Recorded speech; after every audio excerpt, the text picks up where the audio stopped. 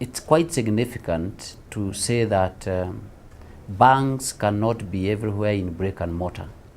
And therefore, this kind of a partnership, which is leveraging on existing infrastructure in terms of there is a running business, we have a customer.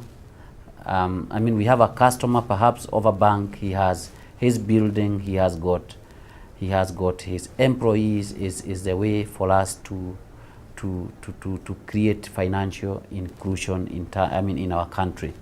And when you look at some of the areas where banks cannot be able to go and invest into, it's pretty simpler to go or take that route of agency banking. You recruit the agents, you agree on the revenue sharing, and therefore you bring financial inclusion and empowerment to the bulk of our people. When we talk in terms of financial inclusion, what you find is we have got certain geographic limitations between where banks are located and where the bulk of the population is. And therefore, into most of the interior market centers of our country, actually, you find that we have no banks, yet we have economic activities.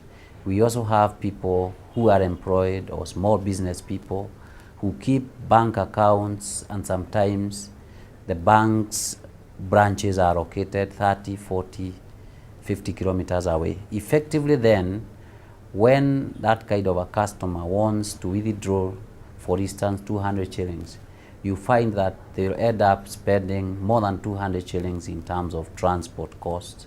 They also spend almost a whole day just for purposes of going to a bank.